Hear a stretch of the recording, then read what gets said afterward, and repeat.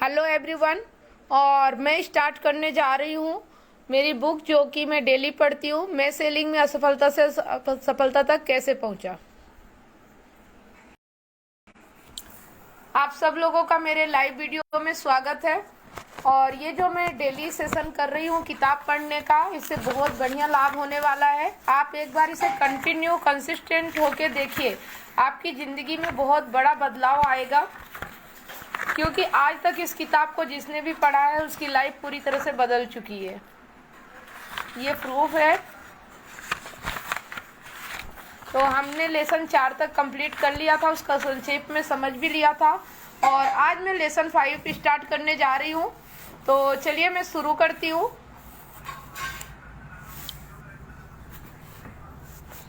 आपको दिख रहा होगा।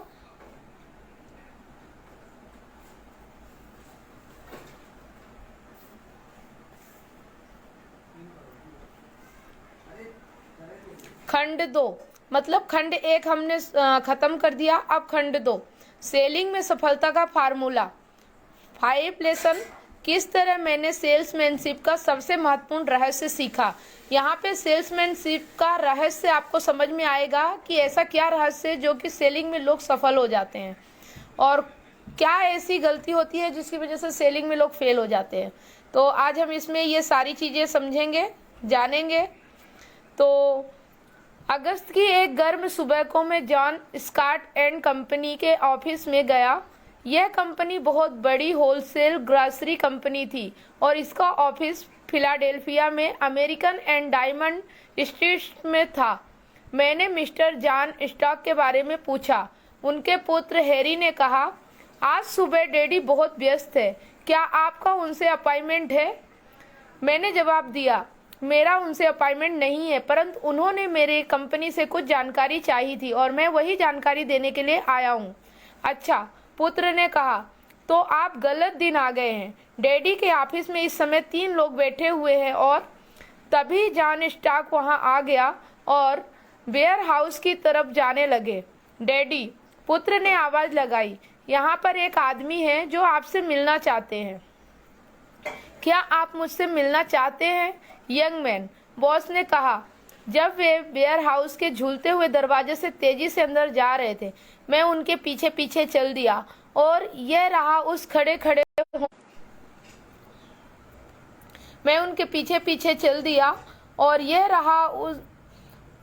खड़े होने वाले इंटरव्यू का ब्यौरा। यहाँ पे देखिए इंटरव्यू में क्या क्या बातें हुई। मैं मिस्टर स्कॉट, मेरा नाम बिटगर है, आपने हमसे कुछ जानकारी मंगवाई थी और मैं आपको वह जानकारी देने आया हूँ। मैंने उसे उसका साइन किया हुआ कार्ड दिया जो उसने मेरी कंपनी को डाक से भेजा था। स्कॉट कार्ड की तरफ देखते हुए, देखो यंग मैन, मुझे जानकारी नहीं चाहिए थी, परंतु मैंने सोचा कि क्यों न वह मेमोरेंडम बुक ले ली जाए जो आपकी कंपनी के अनुसार उन्होंने मेरे लिए अलग से रखवाई थी। मेरे पास आपकी कंपनी के कई पत्र आए जिसमें मुझे यह बताया गया कि उन्होंने बुक मेरे नाम पर अलग से रखी हुई है। यह वजह थी कि मैंने इसके लिए कार्ड भेज दिया। मैं मेमो बुक देते हुए, मिस्टर स्कॉट, इन छोटी बुकलेटों से हमारा जीवन बीमा नहीं बिकता, परंतु इससे हमें आमने सामने की मुलाकात का और अपनी बात कहने का मौका मिल जाता है। स्कॉट, देखिए, अभी मेरे ऑफिस में 3 लोग हैं और मैं कुछ समय के लिए व्यस्त हूँ। इसके अलावा बीमे पर विचार करने में समय बर्बाद करने का कोई औचित्य नहीं है। मैं 63 साल का हूँ और मैंने कई सालों से बीमा खरीदना बंद कर दिया है। मेरी ज़्यादातर पॉलिसियों का पूरी तरह भुगतान हो चुका है। मेरे बच्चे अब बड़े हो चुके हैं और वे मुझसे बेहतर अपना खुद का ध्यान रख सकते हैं। मेरे साथ अब सिर्फ मेरी पत्नी और पुत्री है और अगर मुझे कुछ हो जाता है तो उसके पास इतना पैसा होगा जो उनकी ज़रूरत से ज़्यादा है। मैं मिस्टर स्कॉट, जीवन में जो आदमी आपकी तरह सफल हुआ है उसके पास अपने परिवार और अपने बिजनेस के अलावा भी रुचियां होगी। शायद कोई अस्पताल, धार्मिक कार्य, किसी अच्छे महत्वपूर्ण लक्ष्य से जुड़ा कोई मिशनरी या चैरिटेबल काम। क्या आपने कभी सोचा कि आपकी मौत के बाद उन्हें आपका समर्थन मिलना बंद हो जाएगा?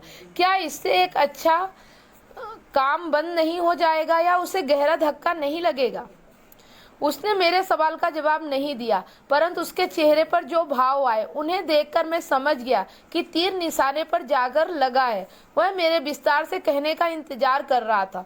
तो यहाँ पे जहाँ ये किताब जितनी मैंने अभी पढ़ी, तो इसका मतलब ये हुआ कि जब आप किसी के पास कोई चीज़ सेलिंग के लिए जाते हैं, कोई चीज़ देने के लिए जाते हैं, अगर वह व्यक्ति इस तरह से बताता है कि उसे इसकी ज़रूरत नहीं है, तो आप अपनी तरफ से, जैसे कि उन्हें 63 साल के हो गए थे, बीमे की ज़रूरत नहीं थी, लेकिन उन्हें जब ये बताया गया कि आपके जाने के बाद इसे चैरिटी मतलब कि दान देना या लोगों की मदद करने के लिए भी किया जा सकता है, तो उन्होंने सुनना पसंद किया। मतलब कि वो चाहते थे कि वो आगे बात बताएं, उनके चेहरे से उन्हें पता चल रहा था।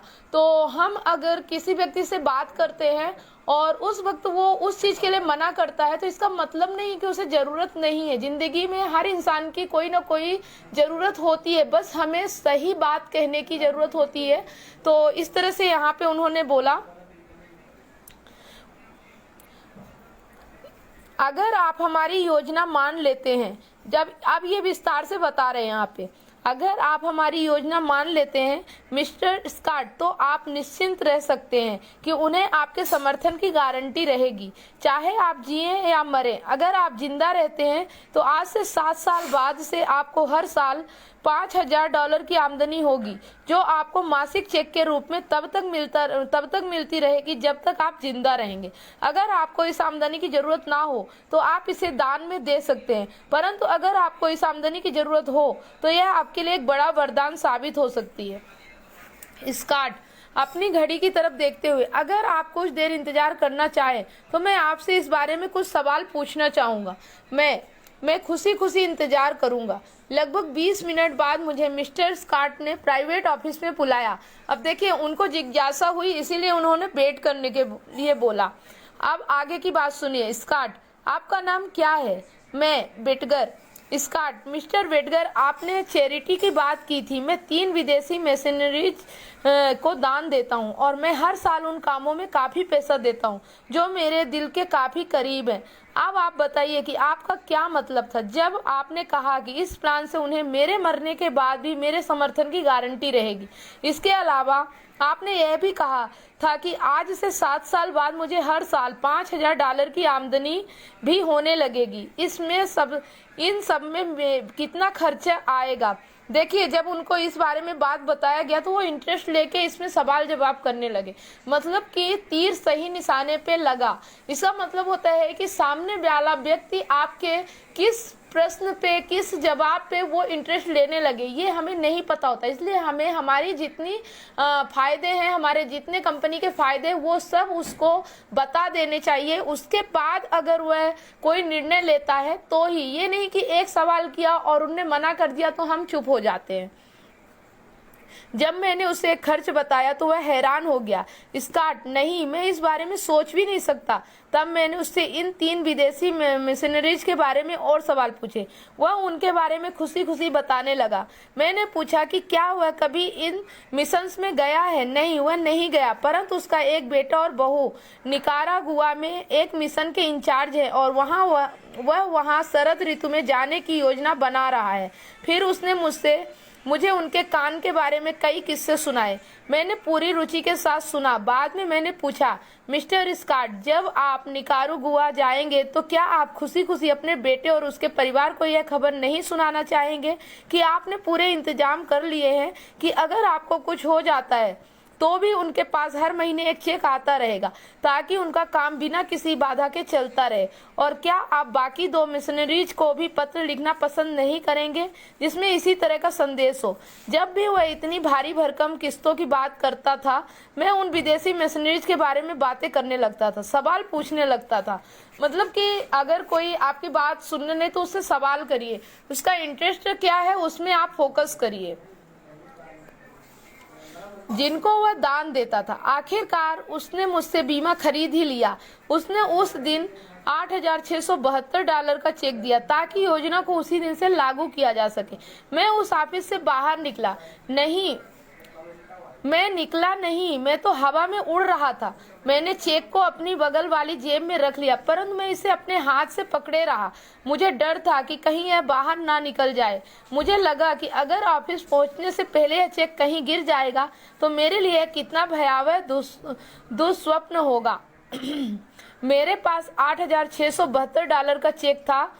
$8,672। 2 साल पहले मैं शिपिंग क्लर्क की नौकरी के आस लगाए बैठा था। दरअसल इस सेल ने मुझे अपने जीवन का बहुत बड़ा रोमांच दिया। जब मैं अपनी कंपनी के हेड ऑफिस पहुंचा तो मुझे यह सुनकर हैरानी हुई कि कंपनी के इतिहास में सबसे बड़ी सेल्स में से एक थी। मैं उस रात खा नहीं पाया, मैं उस रात सो नहीं पाया और सुबह तक जागता रहा। यह 3 अगस्त 1920 की बात है। मैं इस तारीख को कभी नहीं भूल पाऊंगा।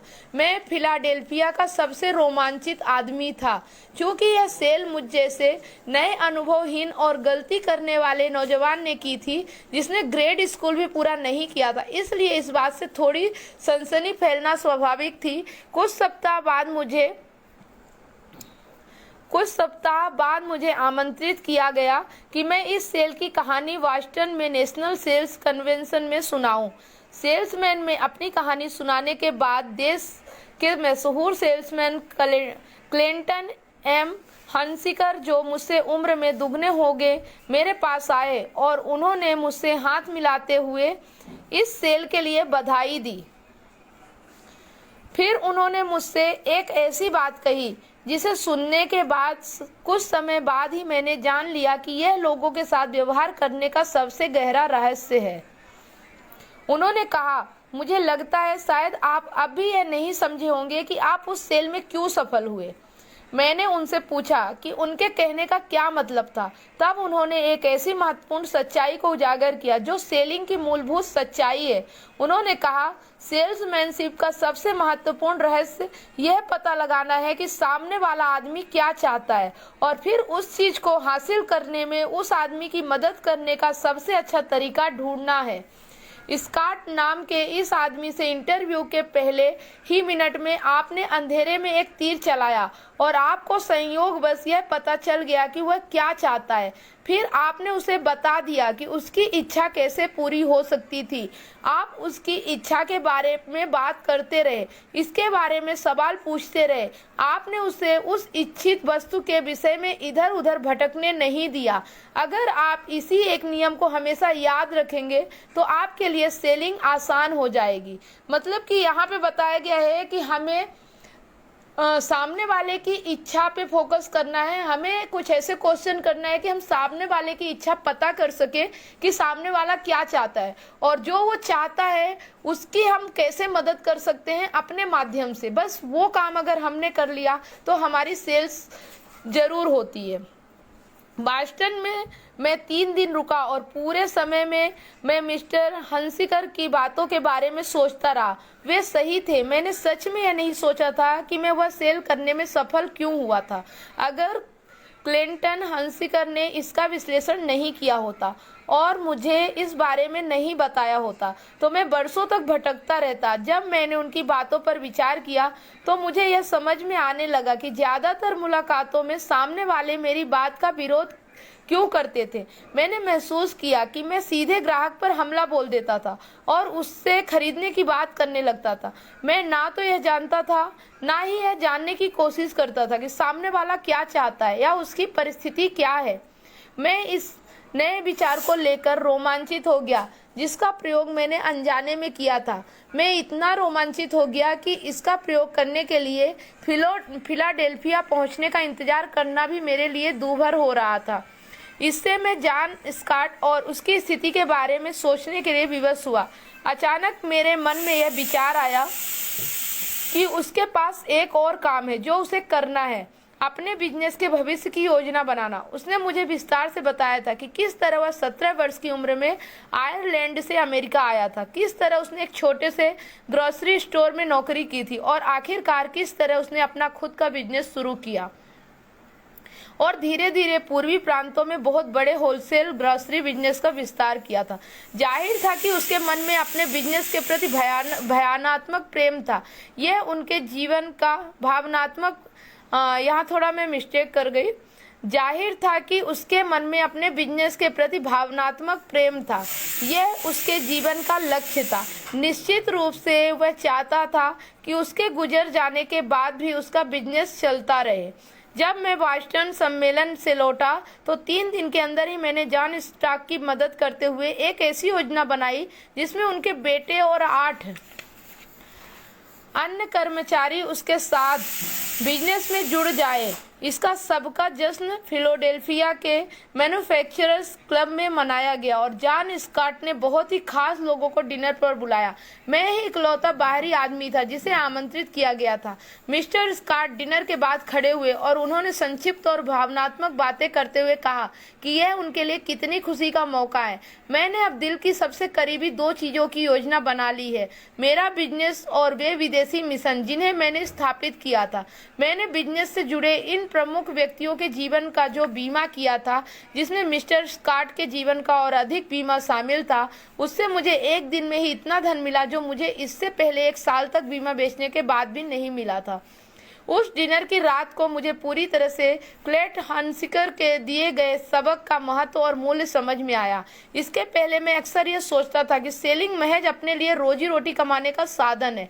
लोगों को मिलने जाने में मुझे डर लगता था क्योंकि मुझे लगता था कि मैं उनके काम और समय का नुकसान कर रहा हूँ। परंतु अब मैं प्रेरित हो चुका हूँ। मैं तभी यह संकल्प कर लिया था कि मैं अपने बचे हुए सेलिंग करियर को इस सिद्धांत के प्रति समर्पित कर दूंगा। यह जानिए कि लोग क्या चाहते हैं और फिर उसे हासिल करने में लोगों की मदद कीजिए। मैं आपको बता नहीं सकता कि इसकी वजह से मुझ में किस नए तरह का साहस और उत्साह आया। यह सेल्स तकनीक से अधिक था। यह एक ऐसी फिलॉसफी थी जिसके हिसाब से जिया जा सकता था। तो ये चैप्टर खत्म हुआ और इसका मेन एक ही भावार्थ हुआ, मतलब कि इसका संक्षेप में मैं अगर बताना चाहूँ तो यहाँ जो लिखा है, ये जानिए कि लोग क्या चाहते हैं और फिर उसे हासिल करने में लोगों की मदद कीजिए। बस एक ही काम हमें करना है। अगर यह एक काम कर लिया तो हमारी सेल्स ऑटोमेटिक क्लोज्ड हो जाती है। तो ये काम हम जरूर सीखेंगे और इस किताब को पढ़ने से हमें समझ में आता है कि क्यों हम सेल्स नहीं कर पा रहे, और ये सब हमें इस किताब को पढ़ते पढ़ते सही चीजें समझ में आने लगेंगी। तो आज का चैप्टर यही खत्म होता है और मैं आगे कल पढ़ूंगी लेसन 6, सही निशाने पर तीर चलाना। अभी उन्होंने इसमें अनजाने में चलाया था लेकिन लग गया, लेकिन अब हम सोच समझ के और सही निशाने पे तीर चलाने का अभ्यास करेंगे कि किस तरह आगे बढ़ा जा सकता है। तो इसके लिए आपको कल लाइव देखना होगा और अगर आप लाइव हमारे साथ रहते हैं तो आपको बहुत बड़ा लाभ होने वाला है। तो ठीक है, तो फ्रेंड्स आज का चैप्टर हमारा यहीं खत्म होता है और बहुत जबरदस्त तरीके से मुझे तो बहुत अच्छा लग रहा है ये सारी चीजें सीखते हुए, क्योंकि ये सारी चीजें हमारे जीवन को व्यवस्थित बनाती हैं, जिंदगी बहुत सही तरीके से चलती है और हमें कभी भी पैसों के लिए सोचना नहीं पड़ेगा अगर हमने सही तरीके से वर्क कर लिया तो ठीक है। आप सब मेरा लाइव वीडियो देखते रहिए। आपकी लाइफ में भी इस वीडियो के माध्यम से बहुत बड़ा परिवर्तन आने वाला है। जिस दिन आपने इसके महत्व को नोटिस करना शुरू कर दिया उस दिन से आपकी लाइफ बदलना शुरू हो जाएगी। जब तक आप इसे ऐसे ही लेंगे, नॉर्मल लेंगे, तब तक कुछ भी फर्क नहीं पड़ने वाला।